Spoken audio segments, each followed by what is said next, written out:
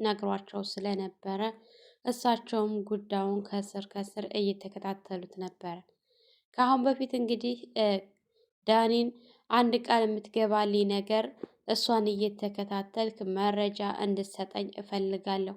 ይሄን ካደረክልኝ እስከ ዛሬ ላደረክብኝ ሁሉ በደል በዚህ ይቅር እልሃለሁ ብሎ ሲል አባዬ እንኳንም በህይወት ተረፍክ እንጂ አንተ ያልከኝን አደርጋለሁ እታዘዛለሁ በማለት ከቲና እያንዳንዷ ነገሮቿን ውሎቿን የምታወራውን በሙሉ እየቀዳ በስልኩ እያደረሰ መረጃ ሲሰጣቸው ነበር። ያንን መረጃ በመሰብሰብ እንግዲህ ቲናን ሊያሳስሯት ችለዋል ማለት ነው። ምክንያቱም ካሌብ በተደጋጋሚ እያደረገች ያለችው ነገር ትዕግስቱን ስላስጨረሰው እዚህ ደረጃ ደርሷልና ልጄ ይሳሳታል በማለት አሳልፈው ለህግ አካል ሰጥተዋል። ያው ካሌብ ቀደም ብሎ ሄዶ ተናግሮ ስለነበረ ዳኒም ለትሁት ዳኒን ካሌብን ልትገለው አስባለች፣ ቲና መጠንቀቅ አለብን ስትል ትሁትም በጣም ማለት ሁኔታው በጣም አስገርሟት ለካሌብ አባት ሄዳ ነግራቸው ስለነበር እሳቸውም ከዚህ በላይ እሷን የምታገስበት ነገር የለኝም፣ ምክንያቱም እሷን የሚያሳስር በቂ መረጃ ይዣለሁ በማለት እጇ ላይም ደግሞ ብዙ ፎርጂድ ወረቀቶችም ስላሉ በዛ ምክንያት ልትታሰር ችላለች ማለት ነው። ሰላም ሰላም! ውድና የተከበራችሁ የቻናላችን ቤተሰቦች እንኳን ሰላም መጣችሁ። ላይክ፣ ሸር፣ ሰብስክራይብ በማድረግ ቪዲዮውን ጀምሩ። እንግዲህ በባለፈው ቀጣይ ሳምንት ዳኒ በነገሮቹ ላይ ተወዛግቦ የካሌብ አባት እንደሞቱ አምኖ ነበር። ግን እሳቸው ዳኒን ነፃ ለማውጣት አለበት ድረስ ሄደው ፈልገውት ዳኒ ብለው ሲሉት እሱም በጣም በመደንገጥ አባዬ አለህ ወይ ብሎት አዋለሁኝ ልጄ፣ እንግዲህ ቁጭ ብለው ላደረክልኝ ሁሉ ነገር ላመሰግንህ ነው የመጣሁት። እኔን ለማትረፍ ብለህ እሷን ጥለሃት እኔ ጋር በመሆንህ ራስህን አደጋ አሳልፈህ ሰጥተህ ስላተረፍከኝ በጣም ላመሰግንህ ነው የመጣሁት ብሎ ሲል አባዬ እንኳንም አንተ ተረፍክ እንጂ ለእኔ ምንም ችግር የለውም ብሎ ሲል አሁን ሁለት ነገሮችን ልጠይቅህ መጥቻለሁ። ቲናን እንደተውካ ታውቃለሁኝ። እስከ ዛሬ ድረስ ለእሷ ስትሰራ እንደነበር አውቃለሁ። አሁን ደግሞ እኔ የእውነት ይቅር እንድልህ ከፈለክ እኔ እማዝህን ነገር እስከ ዛሬ ለእሷ ስትሰራ እንደነበረው አሁን ደግሞ ለእኔ እንድትሰራልኝ እፈልጋለሁ ብለው ሲሉት እሱም በደስታ ይሄ አንተ ብቻ ይቅርታ አድርግልኝ እንጂ እኔ ለማድረግ ቀላሌ ነው ብሎ ሲል ልጄ እኔ ይቅር ብልህ ካሌብን አስቀይመዋል፣ ካሌብንም ይቅርታ መጠየቅ አለብህ ብሎ ሲል እሺ አባዬ እጠይቃለሁ፣ ብቻ አንተ ይቅርታ አድርግልኝ ሲል እኔ ይቅር ብያለሁኝ፣ ይቅርታ ስላልኩህ ነው ፈልጌ የመጣው። ታሁን በኋላ አንተ እኔን እንደጠበከኝ ሁሉ እኔም አንተን የመጠበቅ ኃላፊነት አለብኝ ብሎ ሲል እሺ አባዬ አመሰግናለሁ ብሎ ነበር። ግን እኮ እሷን አደጋ ላይ ጥለሃታል ብሎ ሲል አባዬ እሷ የሁሉም ነገር የእጇን ነው የምታገኘው፣ ለስራዋ በተንኮሏ በምታስበው ተንኮል የሆነ ነገር ቢደርስባት አልጸጸትም፣ ምክንያቱም በጣም ጥፋተኛ ስለሆነች ብሎ ሲል እሺ ልጅ እንደዛ ካሰብኩ ተባብለው በጣም በደስታ ተለያይተው ነበረ። እንግዲህ ዳኒ ወደ ቤት ከተመለሰ በኋላ በጣም በደስታ ፊቱ ተሞልቶ ነበረ። ያው ካሌብም አባቱ በህይወት መኖርና አለመኖሩ በጣም ስላሳሰበው እኔ ቲና እያለችው ያለችው ነገር በተደጋጋሚ ውስጤን እየረበሸኝ ነው፣ አባዬ በህይወት ላይኖር ይችላል የሚለው ነገር ብሎ ስላለ ያው ትሁት እዛው አባባ ጋር ወስዳ አገናኝታቸው በጣም ደስ በሚል ሁኔታ እንግዲህ ካሌብ ዝቅ ብሎ አባቱ እግር ላይ ተደፍቶ አባዬ ይቅርታ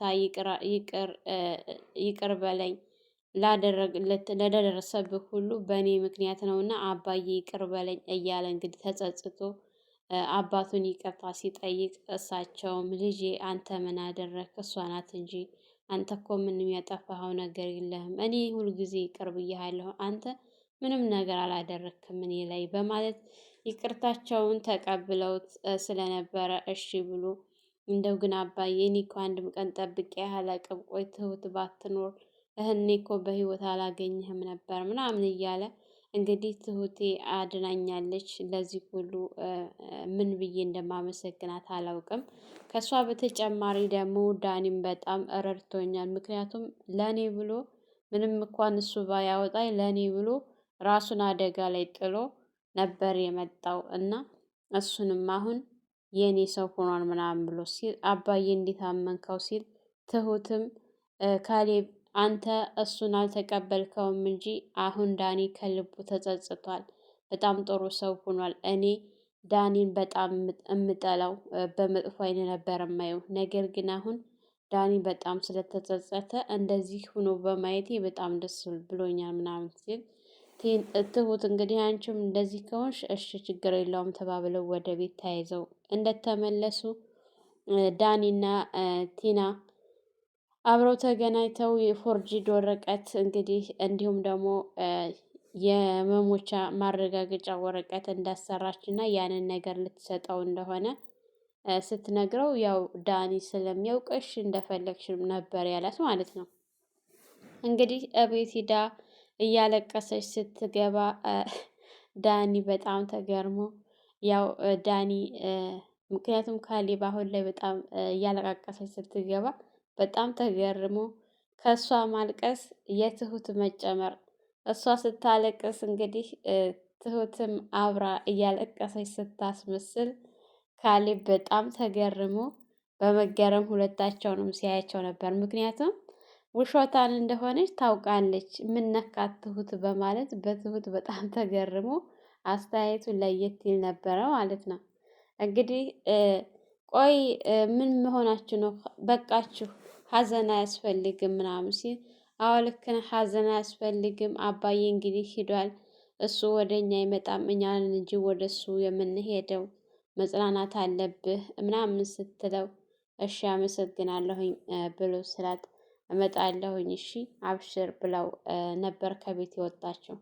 እንግዲህ ወደ ዳኒ ስትሄድ ጥርስ በጥርስ ሆና ስለነበረ ምንድን ነው እንደዚህ ጥርስ በጥርስ ያደረገች ነገር ብሎ ሲላት አመነኝ እኮ አሁን እያመነው ነው የአባቱን መሞት ወረቀቱን ያጻፍኩትን አባቱ እንደሞተ ማረጋገጫ አጽፍ የሰጠሁትን አምኖ ተቀበለኝ ምናምን ብላ ስትለው ጥሩ ነበር ያላት። በቃ ይሄንን ነው የምትለው? እኔ እኮ ደስተኛ ትሆናለህ ብዬ ነበር ስትለው እኔ ደስ ቢለኝም የግዴታ እንግዲህ መሳቅ የለብኝም ምናምን ሲል ነበር። እንግዲህ ቆይ ትሁት አንቺ ምን ነክቶሽ ነው እሷ እንደዛ ስትሆን አንቺ እንደዚህ የምትሆኝው ምናምን ብሎ ሲላት የሚያጃጅልህንማ ማጃጀል አለብህ፣ ድራማውን በደንብ መስራት አለብን። እሷ በእኛ ላይ እንደምትቀልደው ሁሉ እኛም በእሷ ላይ መቀለድ አለብን እና ተዝናናበት፣ ፈታ እንበል ምናምን ስትለው አንቺማ በቃ አልተቻልሽም ሲላት ነበረ ማለት ነው። አዎ እሷ እየተጫወተችብን አይደለ እንዴ ስትለው ልክ ነሽ እያለ ነበረ ማለት ነው። እንግዲህ ቲና ከዳኒ ጋር ሄዳ ያለውን ነገር ስትነግረው እሱም ያለውን መረጃዎችን እየለቃቀመ ነው በየጊዜው።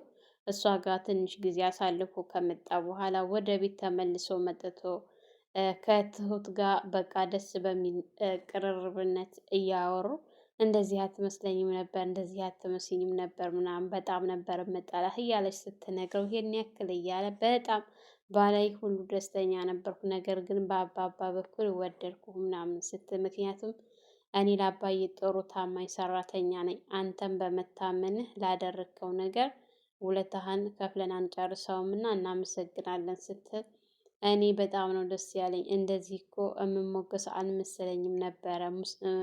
ምስጋና ሙገሳ እንደዚህ ነው እንዴት ደስ ይላል ምናምን ምክንያቱም እኔ የሰራሁት ነገር የለኝም እያለ በሚልበት ሰዓት እንግዲህ ወደ ኤደን ጋር ሄዶ ነበረ ዳኒ። ወደ ኤደን ጋር እንደሄደ በድጋሚ ደግሞ ቲና ወደ ቤት ስትመጣ ካሌብ ቲቪ ከፍቶ እያየ በነበረበት ሰዓት ቆይ ለምንድን ነው ቲቪ የከፈትከው ስትል ብከፍትስ እንዴ ሀዘንተኛ አይደለ እንዴ ሀዘን ያለበት ቤት እኮ አይከፈትም ብላ ስትል ሀዘን አያስፈልግም ብዬ ነው፣ ጥቁር መልበስ አለብህ፣ ቤተ ዘመዶችህንም ሰብስበህ አርባ ይሄ ሙታን ምናምን እያለች ስትቀበጣጠር ነበረ ማለት ነው። እንደዛ ማድረግ አለብህ፣ እንዲሁም ደግሞ ንብረቱን በስምህ ማዞር አለብህ እያለች ስትነግረው ግዴታ ነው እንደ ያስፈልጋል እንዴ ወደ እኔ ስም ማድረግ ብሎ በሚላት ሰዓት አዎ ያስፈልጋል እያለችው ነበረ ማለት ነው። እንግዲህ እንደዚህ በምትል ሰዓት እሷ እሱ እያወቀ እንዳላወቀ እየሆነ ድራማውን እየተጫወተ ነው። የቲናና የአባባ ምክር እየሰራ ነው አሁን ላይ ካሌብ ጋር ማለት ነው። እንደዛ በምታደርግ ሰዓት እሺ ነበር ያላት ማለት ነው። እሷም ደስ ብሏት በቃ አሳመንኩት እያለች ወደ ዳኒ ጋር ሄዳ ስትነግረው እሱም እሺ ጥሩ ካመንሽ ምናምን ብሎ ሲላት፣ ግን አሁን ላይ በቃ ቶሎ ቤቱን በስሙ ካዞረ እኔ ደግሞ ከ6 ወር በኋላ ፍቺ ጠይቀዋለሁኝ ከዛ ንብረቴን ተካፍዬ እመጣለሁ ስትል እሺ እንግዲህ እናያለን ብሎ ሲያት፣ ቆይ ግን አንተ ወደ አንተ እኮ የምመጣው ለምንድን ነው ደስ የማይልህ ደስ አላለህም ምናምን ስትለው ነበረ እሱ ማለት ነው። ቆይ እንዴት ነው የምታስቢው አንቺ ነገሮችን ቀለል አድርገሽ ነው የምታስቢያቸው አይደለም ምናምን እያላት በነበረበት ሰዓት አዎ ነገሮቹ ቀላል ናቸው ያን ያክል የሚከብድ የለም ምክንያቱም ካሌብ ብቻ ነው ልጅ ያለው ከካሌብ ውጭ ልጅ ስለሌለው ነው ምናምን ስትል እሺ ነገሮቹ ደስ እንዳለሽ ብሏት ድጋሚ ወደ ኤደን ጋር ሂዶ ነበረ። ኤደን ባደረገው ነገር ላይ ደስተኛ ብትሆንም ነገር ግን ይቅርታ ልታደርግለት አልቻለችም እስካሁን ድረስ ማለት ነው። እሱ ግን በተደጋጋሚ ይቅርታውን ላጠፋው ሁሉ ጥፋት ከአሁን በፊት ያለውን ጥፋት በሙሉ አምኖ ይቅርታ አድርጊልኝና ከዚህ በኋላ ምንም ነገር ላላስቀይምሽ አብረን ህይወታችንን እንኑር እያላት ይገኛል። እሷ ግን በፍጹም እያለች ነው ማለት ነው። ያው ዳኒ እንደዚህ ብለው ካበቃች በኋላ ወደ ቤት ወደ ካሌብ ጋር መጥቶ እንደዚህ በመቀራረባችን በእንደዚህ ሁኔታ መቀመጣችን በጣም ደስ ብሎኛል ብሎ ሲለው ካሌብን ይሄን ሁሉ ሊያደርግ የቻለው አባዬ ነውና አባዬ ሊመሰገን ይገባል እየተባባሉ ባሉበት ሰዓት ቲና ደውላ ነበረ። የቲናን ስትደውልለት ላውድ አድርጎ ለካሌብ እያሰማው ዳኒ በፍጥነት ና ቶሎ ያንን ሰውዬ መጨረስ አለብኝ ብላ ነበር ያለችው። ያው እንግዲህ እሷ በእሷ ቤት አሁን የካሌብ አባት ሞተዋል። ካሌብን ነው ለመጨረስ ያሰበችው። ይሄን ያሰበችው አስተሳሰብ ደግሞ እሱ ብቻ ስለሆነ ልጅ እኔ ደግሞ የ80ኛው ሚስት ነኝ ከዛ ንብረቶቹን በአጠቃላይ እወርሳለሁ ነው የእሷ ሀሳብ ማለት ነው።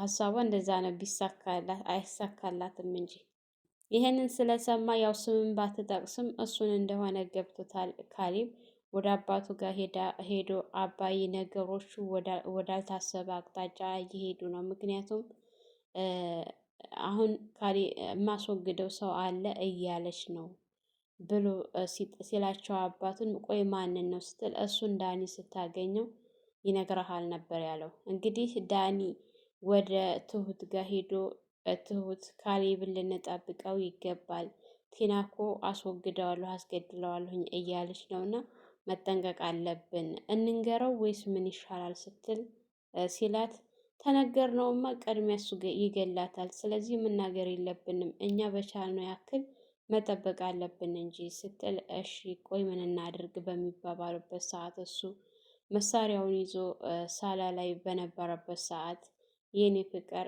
እያለች ስትመጣ እዛው ሂጅና ፍቅርሽን ፈልጊ ብሎ መሳሪያዋን አናቷ ላይ ሲደቅንባት እባክህን እሱን ነገር ወደ ኋላ አድርገው እሱን ነገር አንሳልኝ አዙረው እያለች ስትማጸን ነበረ።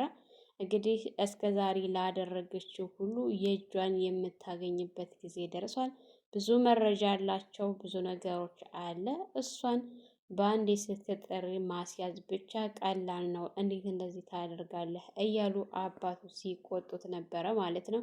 እባክህን ልጄ አትሳሳት ብለው እሱን እንደምንም ብለው አረጋግተው እሷን ለህግ አካል ለማሳለፍ ተዘጋጅተዋል። ሰላም ሰላም! ውድና የተከበራችሁ የቻናላችን ቤተሰቦች እንኳን ሰላም መጣችሁ። ላይክ፣ ሸር፣ ሰብስክራይብ በማድረግ ለዚህ ዩቱብ ቻናል አዲስ የሆናችሁ የደውል ምልክቱን በማጥቆር ቤተሰብ እንድትሆኑ እያልኩኝ እንግዲህ ለዛሬ የነበረን ይሄን ይመስል ነበረ። በሌላ ቪዲዮ ተመልሼ እስከምመጣ ላይክ፣ ሸር፣ ሰብስክራይብ አትርሱ። በያላችሁበት ፈጣሪ ይጠብቃችሁ፣ ሀገራችንን ሰላም ያድርግልን። ዞሮ ምግቢያችን መመለሻችን ሀገራችን ነውና በያላችሁበት ፈጣሪ ጠብቃችሁ። መልካም ጊዜ ይሁንላችሁ።